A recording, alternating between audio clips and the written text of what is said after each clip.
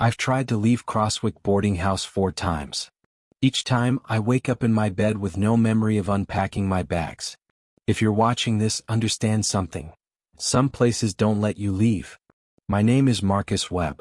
3 months ago I was desperate and broke. Now I'm trapped in a boarding house that feeds on its employees. Soon I won't be able to warn anyone anymore. 3 months ago my life collapsed. The hotel chain I worked for went bankrupt. My car was repossessed. By May I had $40 and an eviction notice. That's when I saw the Craigslist ad, porter position. Room and board included. Must follow house rules strictly. I called immediately. An elderly woman answered. Marcus Webb, she said, though I hadn't given my name. You need this job. I do, I admitted. Can you follow instructions without questioning them? Yes. Come tomorrow. 9 a.m. sharp. I spent my last $40 on a bus ticket to Millbrook, Oregon. Crosswick Boarding House looked like something from a nightmare.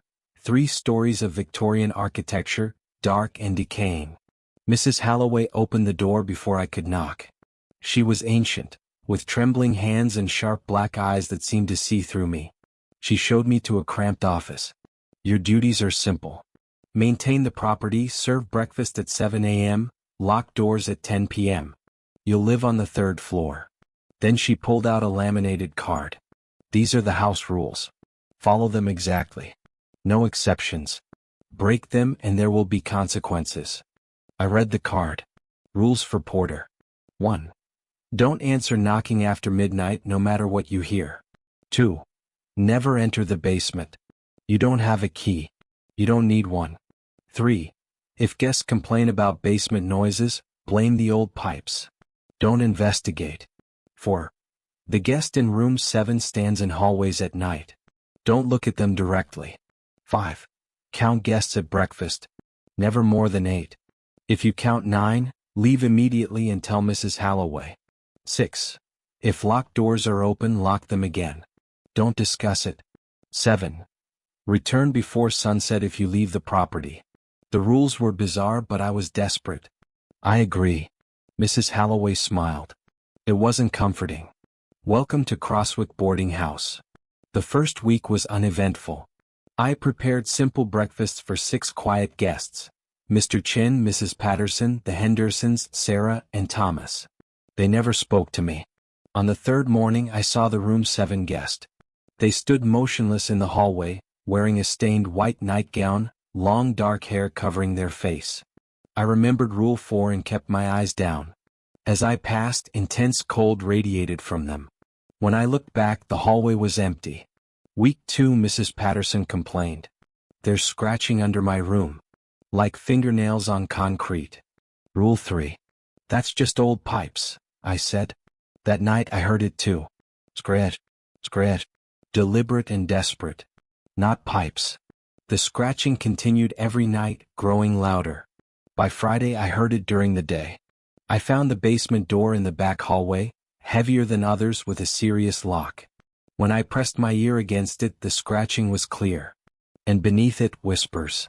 What was down there? Week 3, strange things escalated. Doors I'd locked stood open. The room's 7 guests appeared on my floor. At breakfast Thursday, I counted 9 guests. A man in an old-fashioned suit sat at the end, staring at his plate. Rule 5. I found Mrs. Halloway. 9 guests at breakfast. Wait in the kitchen, she said calmly. When I returned to the dining room, there were only 8. The extra man was gone. No one else seemed to notice. Friday afternoon, Mrs. Halloway left for supplies. I'll be gone several hours. Alone, I couldn't stop thinking about the basement. I found myself in her office. Inside a filing cabinet, I discovered employment records going back decades. Dozens of porters. Each file had a start date but no end date. Another drawer held missing person reports, names matching the employment records. James Morrison missing 2023. David Chin missing 2021. Decades of missing porters. Then I saw it. A key ring. An iron key labeled, basement. Every instinct screamed at me to leave it. But I took it. At the basement door, I listened to the scratching. My hand moved on its own, inserting the key. The lock clicked. I descended 15 steps into cold darkness. The smell was medicinal decay. My phone's flashlight revealed a large space with a low ceiling. And the walls? Every surface was covered in scratches. Thousands of desperate gouges carved into concrete. Some formed words, overlapping and illegible. In the corner, 4 rusted bed frames with leather restraint straps. This was a prison.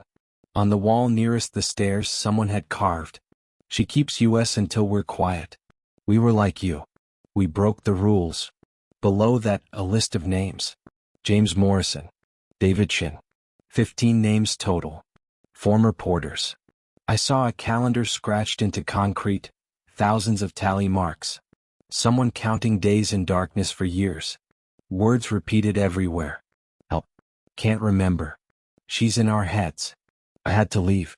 Call the police. Tell someone. I turned to run. Someone stood at the top of the stairs, a silhouette in a nightgown with long dark hair. The room's 7th guest. "Please let me pass," I said. They didn't move. I climbed toward them, that intense cold growing stronger. As I squeezed past, I made a mistake. I looked at their face.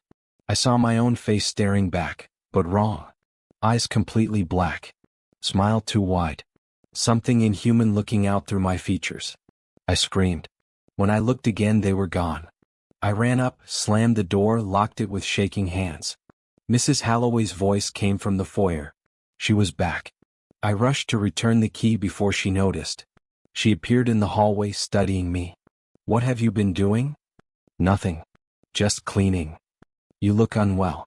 Go to your room. Now." That night at 12:47 a.m., frantic knocking started. "Marcus, please. She's coming. Let me in."